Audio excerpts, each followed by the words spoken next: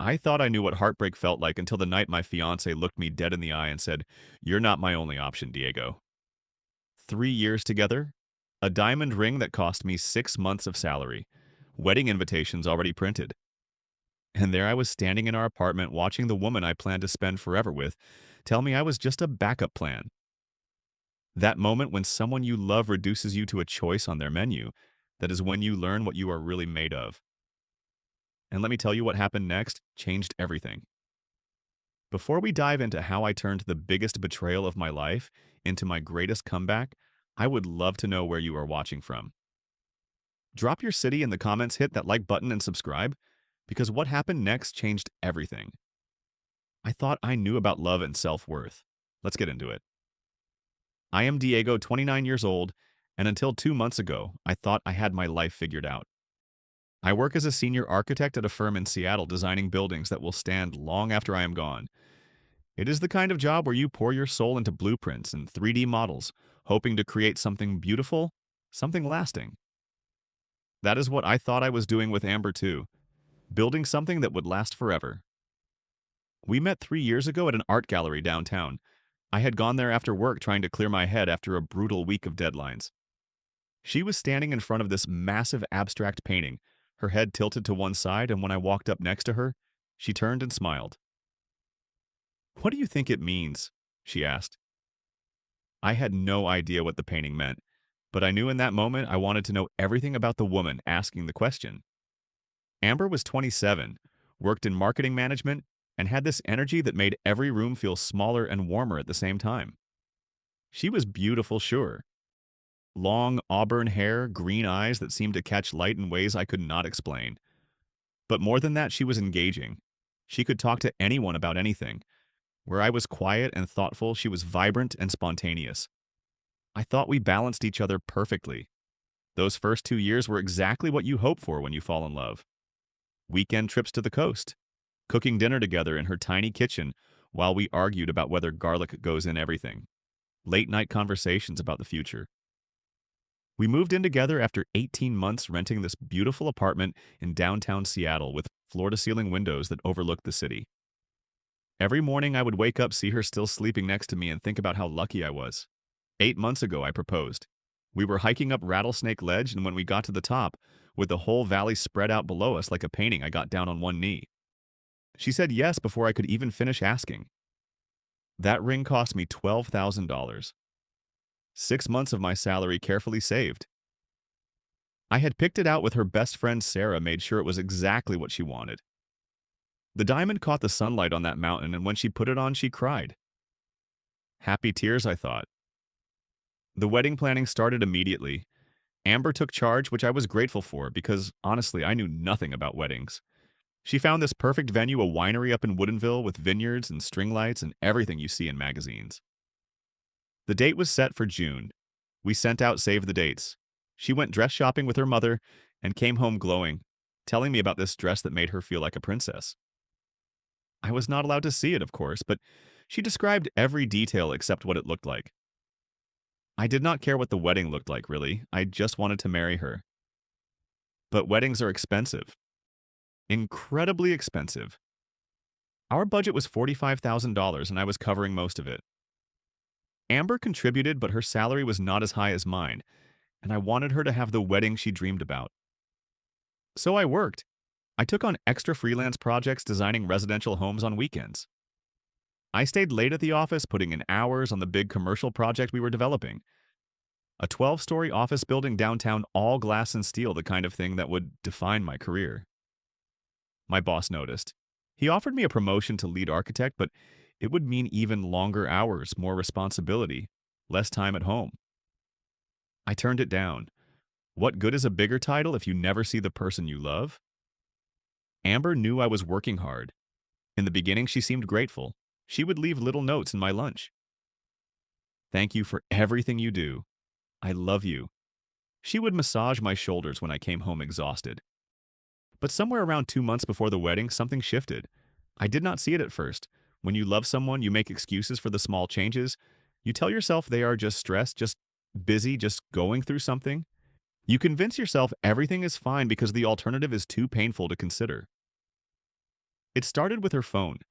Amber had always been on her phone a lot, marketing people are right, social media emails campaigns. But this was different. She became protective of it. She changed her password. We had always known each other's passwords, just casual trust, the kind where you might use each other's phone to look something up if yours was not nearby. But one day I picked up her phone to check the weather while mine was charging and the password was wrong. "Oh, I changed it," she said when I asked. "Work security thing. They made us all update." I believed her. Then came Trevor. She mentioned him casually at first. "Trevor joined our team. He is the new account director. Really sharp guy." Then it was, "Trevor and I are working late on the Reynolds pitch." Then, "Trevor thinks we should rebrand the whole campaign." Trevor this, Trevor that. I am not a jealous person. I never have been. I trusted Amber completely, but something about how often his name came up started to bother me. Not enough to say anything, just enough to notice. She started coming home later. 9 o'clock became 10 o'clock, became 11. Team dinner, she would say, or client meeting ran long. She would smell like wine in expensive restaurants. Her lipstick would be faded. She would kiss me quickly on the cheek and go straight to the shower. When I asked about her day, her answers became shorter. Fine. Busy. Exhausting. The woman who used to tell me every detail of her day suddenly had nothing to say. I tried to reconnect. I really did. I planned date nights, made reservations at that Italian place she loved, cooked her favorite meals, bought flowers for no reason. She went through the motions, but her heart was not in it. "I am just really tired, Diego," she would say. "Work is killing me right now." I suggested she cut back, take some time off. We could go away for a weekend, just the two of us. She said she could not with the wedding coming up, not with everything happening at work. So I backed off, gave her space, told myself this was just a rough patch, that after the wedding, things would go back to normal. My best friend Marcus saw it before I did. We were grabbing beers one night at our usual spot, and he just looked at me and said, "Man, are you okay? You look like you have not slept in weeks." I told him I was fine, just working a lot, wedding stress, you know how it is. He did not buy it. "It is not the wedding, Diego, it is Amber. Something feels off. You sure everything is good with you two?" I got defensive. Of course everything was good. We were getting married in 2 months. Marcus raised his hands in surrender. "Okay, man, I just worry about you. You do not seem happy."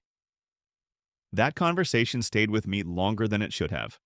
Then came the fight about money. Amber suddenly wanted to upgrade everything. The band we had booked was not good enough. She wanted this other band that cost $8,000 more. The flowers needed to be more elaborate. The honeymoon suite at the hotel was not nice enough. We should upgrade to the penthouse. Altogether, her new requests added $15,000 to our budget. I sat down with her one night, our wedding binder spread out on the table, and tried to explain that we were already stretching our budget. I was working as much as I could, but there was only so much money. Could we maybe keep some of the original plans? She lost it. "Everyone else gets their dream wedding, Diego. Why cannot I?" I tried to stay calm, explaining that this was a dream wedding, that we had already planned something beautiful. "Maybe if you had a better job, we would not have this problem," she snapped. That hit me like a punch to the chest. I had turned down a promotion to spend more time with her. I was working 60-hour weeks to pay for this wedding. And she was telling me I did not have a good enough job. I just sat there staring at her, trying to find the woman I had fallen in love with in this angry stranger across from me. I told her I would figure it out. I would pick up more freelance work. We could make it happen. She did not thank me. She just nodded like that was what I was supposed to say, and went back to scrolling on her phone. That night, she said she needed space to think and slept in the guest room. It became a pattern. We were living in the same apartment, but existing in separate worlds. Some nights I would lie awake in our bed staring at the ceiling, wondering when everything had gone so wrong. Wondering if maybe the problem was me. If I was not exciting enough, not successful enough, not enough. The night everything fell apart started like any other awful day in what had become an awful month. It was a Friday. Amber told me that morning she had a team building event that night, some corporate retreat activity that would run late. Do not wait up. She left for work in a tight black dress I had never seen before. I went to my own office, pushed through another day of blueprints and meetings, and came home to our empty apartment at 7 o'clock. I decided to do something nice. Maybe if I made an effort, showed her I was still trying, things could get better. I cleaned the entire apartment, something I had not had energy for in weeks. I stopped at the store, bought ingredients for her favorite pasta dish, the one with sun-dried tomatoes and goat cheese that she always said tasted like summer. I set the table with candles, put on the jazz playlist we used to listen to when we first started dating. I texted her, "Come home when you can, made dinner, miss you." She read it but did not respond. Around 9 o'clock, I was cleaning up in the kitchen when I noticed her laptop sitting open on the counter. She had left it behind, which was unusual. The screen was dark but not closed. I walked past it to put a dish in the sink, and the screen lit up from the motion. A notification popped up. iMessage from Trevor. "Cannot wait to see you tonight. Wear that dress I like." My stomach dropped. I stood there, dish still in my hand, staring at those words. There had to be an explanation. Trevor was a coworker. Maybe it was a joke. Maybe I was misunderstanding. But even as I tried to convince myself, I knew. Deep down, where you know things before your brain catches up, I knew. I should have closed the laptop, walked away, waited for her to come home and asked her directly. But I did not. I set down the dish, clicked on the message, and I read. Months of messages, hundreds of them. Starting back in January, 2 months after we got engaged. Casual at first, work stuff, then flirty, then explicit. Photos I will never be able to unsee. Plans for hotel rooms, Amber calling him babe. Trevor calling her my future. One message from Amber sent 3 weeks ago. Diego is nice but predictable. You make me feel alive. Another one from last week. I will tell him after the wedding. No point ruining the deposits now. I could not breathe. The room was spinning. I sat down on the kitchen floor, my back against the cabinet, still holding her laptop. I read more. I do not know why I kept reading. Each message was another knife, but I could not stop. I needed to see all of it. Understand the full scope of what had been happening while I worked overtime to pay for a wedding to a woman who was planning to marry me and leave me. I was not even a person to her. I was a deposit she did not want to lose. I do not know how long I sat there. Long enough for the candles to burn down. Long enough for the pasta to get cold. Long enough to take screenshots of the messages, just a few enough to prove I was not crazy. When I finally stood up, I felt numb, completely empty. I put the laptop back exactly where it had been, blew out the candles, covered the food, and I sat in the dark living room and waited. Amber came home at 11:15.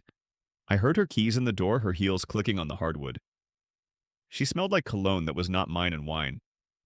Her lipstick was smudged. She jumped when she saw me sitting there in the dark. "Jesus, Diego, you scared me. Why are you sitting in the dark?" "We need to talk, Amber." She sighed, that annoyed sigh people do when they are inconvenienced. "Can it wait? I am exhausted." She kicked off her heels, started walking toward the bedroom. "No, it cannot wait." "Who is Trevor?" She froze, turned around slowly. Her face went pale. "He is just a coworker, why?" I held up my phone, the screenshots illuminated in the darkness. "Want to try that again?" For a long moment, she just stared at me, then at the phone, then back at me. I watched her calculate, trying to figure out how much I knew what she could still salvage. Finally, she sighed and sat down on the couch across from me. Not next to me. Across. Like we were opponents in a negotiation. "Okay, fine. Yes, I have been seeing Trevor." Her voice was flat. No tears, no remorse, just admission of fact. "How long does it matter?" "Yes, it matters. Since January. 5 months. She had been cheating on me for 5 months. Why?" My voice cracked on the word. "Why are you even marrying me if you are in love with someone else?" She looked at me like I was being difficult. "I am not in love with Trevor, Diego. He is just fun, exciting, and you—" She waved her hand vaguely in my direction. "You are safe. You are stable. You are the kind of man you marry. And he is what the kind of man you cheat with." You do not understand. Trevor is ambitious. He is going places. He has a 5-year plan. He is going to be a vice president before he is 35. I laughed. It came out bitter and harsh. And what am I, Amber? I am an architect. I design buildings that will outlast all of us. I have been working myself to death to give you everything you want.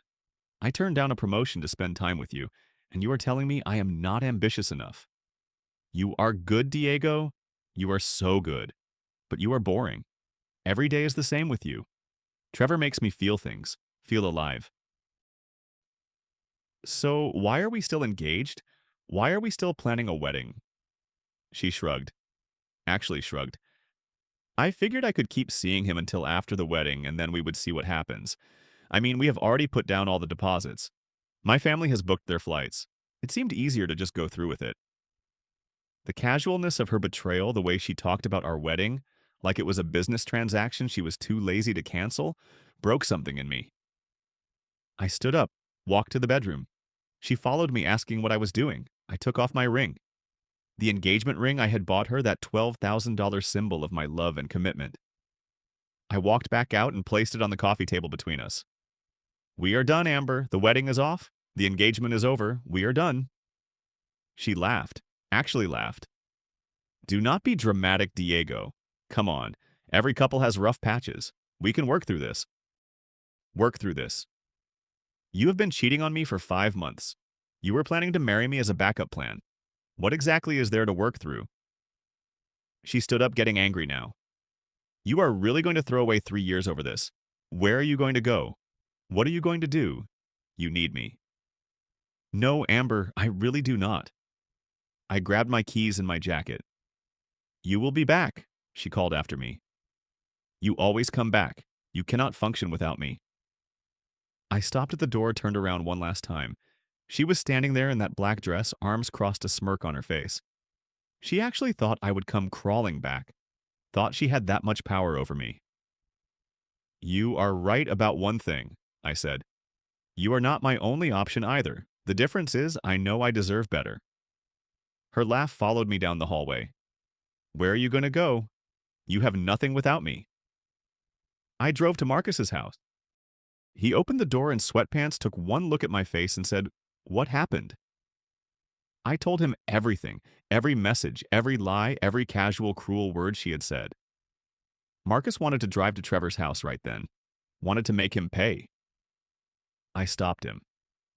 This is not about him, man. This is about her. And this is about me knowing when to walk away. We stayed up all night sitting on his couch drinking coffee instead of beer, because I needed to think clearly. What are you going to do? Marcus asked. I am going to show her what she lost, I said. I am not going to fight for someone who does not value me. I am going to prove that I do not need her to be happy, that I am more than what she thought I was. Marcus nodded. What do you need from me? Help me move out tomorrow, before she can spin this to make me the bad guy. Done. The next morning, I called a family law attorney. Not to sue Amber, just to make sure I handled the engagement dissolution correctly. Turns out in Washington state, when an engagement ends, the ring goes back to the person who bought it, unless it was a gift for another occasion. The lawyer helped me draft a formal letter, professional and clean. Amber could keep the apartment. I just wanted my things and my dignity. Then I started making calls, the wedding venue, the caterer, the florist, the photographer. Each conversation was humiliating in its own way, having to explain that the wedding was off, that the relationship had ended. Some vendors were kind. Others were annoyed about lost business. I managed to get back about 30% of our deposits, the ones that had cancellation clauses I had insisted on when we booked. The rest was gone. $28,000 of my money just evaporated. I could have been angry about it. Could have tried to make Amber pay me back. But honestly, I just wanted it over. Consider it the price of the most important lesson I would ever learn. Marcus showed up at 9 a.m. with 2 of his buddies in a truck. We had my entire life packed and out of that apartment in 4 hours. My clothes, my books, my drafting table, every gift my family had ever given me. I'd left behind anything we had bought together, anything that would require division or argument. In the bedroom, I left a note on the dresser. You can have the apartment. I am taking my self-respect with me. I did not write it to be clever. I wrote it because it was true. Before I left, I blocked her number, blocked her on every social media platform, told our mutual friends that I needed space and would appreciate if they did not pass messages between us. Some of them understood. Others told me I was being harsh, that I should at least hear her out. I smiled and thanked them for their concern and kept them blocked anyway. Marcus let me stay in his guest room. "Stay as long as you need, brother," he said. "No rush." That first week was the hardest. I would wake up and forget just for a second that my entire life had changed. Then it would hit me all over again. Some mornings I would sit on the edge of the bed and just breathe, reminding myself that I had done the right thing, that staying would have been worse, that marrying her would have destroyed me. But I did not let myself wallow. I could not. The pain was too big, and if I sat still with it, it would consume me. So I moved. I accepted that promotion I had turned down, told my boss I was ready for the lead architect position now. The promotion came with a $20,000 salary increase and a corner office with windows overlooking the Sound. Suddenly, I was managing a team of 6 architects, overseeing 3 major projects at once. The work was challenging, consuming exactly what I needed. I started going to the gym at 5:30 every morning, not because I wanted to get in shape for revenge or to make Amber jealous. I did it because I needed to do something that was just for me, something where I could see immediate results from my effort. Lift the weight, feel the burn, watch myself get stronger. Every morning while the city was still dark, I was there on the treadmill or at the bench press, literally and figuratively building myself back up. I started running on weekends, long runs around Green Lake through the Arboretum across the University Bridge and back. I had never been a runner before, but there was something meditative about it. Just my feet on the pavement, my breath in the cold air, my thoughts finally slowing down enough to process everything that had happened. Sometimes I would run for hours until my legs ached and my mind was quiet. I reconnected with friends I had neglected during my relationship with Amber. College buddies I had not seen in years. Coworkers I had kept at arm's length. I said yes to every invitation, drinks after work, weekend hiking trips. A camping weekend on the Olympic Peninsula where we sat around a fire and talked about everything and nothing. I remembered who I had been before Amber, the parts of myself I had set aside to make room for her. And I liked that person. 3 months after walking out, I signed up to volunteer with Habitat for Humanity. Every Saturday, I showed up at whatever build site they assigned me to and spent 8 hours framing walls, installing drywall painting rooms. Using my actual architectural knowledge to help families who could not afford housing. It felt good. It felt like the opposite of everything my relationship with Amber had been. This was about building something real, something that mattered for people who appreciated it. That is where I met people who would become real friends. People who showed up every week not because they wanted something from you, but because they genuinely wanted to help. We would break for lunch sitting on the half-finished floors of houses we were building, eating sandwiches and sharing stories. Nobody asked me about my past unless I offered it. Nobody pitied me. They just accepted me as I was this guy who showed up every Saturday ready to work. I did not date. People tried to set me up. Marcus especially constantly telling me about his girlfriend's single friends, who would be perfect for me. I said no every time, not because I was not over Amber. By month 2, I realized I did not miss her at all. I missed the idea of her, the future we had planned. But the actual her, the woman who had looked me in the eye and told me I was boring, who had treated our relationship like a fallback option, I did not miss that person at all. I said no to dates because I was genuinely happy being alone, learning to like my own company, learning that my worth was not determined by whether someone else chose me. I heard about Amber through mutual friends who did not listen when I asked them not to tell me. She and Trevor lasted exactly 8 weeks after I left. Turns out Trevor had a girlfriend the whole time. He was just using Amber the same way she had been using me. Backup plan meeting, backup plan. He broke up with her over text. She lost her job 3 months later after the company found out about their affair. Something about fraternization policies and unprofessional conduct. The details were unclear, and honestly, I did not care enough to ask for more. She tried to reach out. Marcus told me she called him crying, asking about me. She sent emails, long ones explaining and apologizing and begging for another chance. I made the biggest mistake of my life. You were the one who truly loved me. You were the one who was real. Can we please just talk? I did not respond to a single message. Not out of spite. I just genuinely had nothing to say to her. That chapter was closed. That chapter was... Responding would be like trying to reread a book I had already finished and did not enjoy. 6 months after I walked out of that apartment, I was a different person. Not because I had changed who I was fundamentally, but because I had remembered who I was before I twisted myself into shapes to fit someone else's expectations. I was sleeping better, eating better. My work was the best it had ever been. I got promoted again to senior lead architect. My boss told me I seemed more focused, more confident. Whatever you are doing, keep doing it, he said. What I was doing was simple. I was living for myself. One Saturday at a habitat, a new volunteer showed up. Her name was Natalie. She was a second-grade teacher spending her weekend helping build houses because, as she put it, if I am going to complain about problems, I should probably try to solve some too. She was funny and kind and had paint in her hair by noon because she was terrible at cutting in edges but refused to give up. We talked during lunch, nothing deep, just easy conversation. She did not ask me what I did for a living or whether I was dating anyone. She asked me what the last good book I read was, what kind of music I listened to while I worked, whether I thought dogs or cats made better pets. At the end of the day, covered in sawdust and exhausted, she said, "Same time next week." It was not a date. It was not even really an invitation, just an assumption that we would both be back doing the same thing we had done today. And I realized that was exactly what I wanted. Someone who showed up consistently, who did not play games or keep me guessing, who saw value in the same things I did. We built a friendship first. Weeks of Saturdays working side by side, then coffee after builds, then dinner one night after we both admitted we were too tired to cook. Nothing rushed. Nothing forced. Just two people who enjoyed each other's company, letting things develop naturally. When she found out I was an architect, she asked if I could help her figure out why her kitchen sink kept leaking.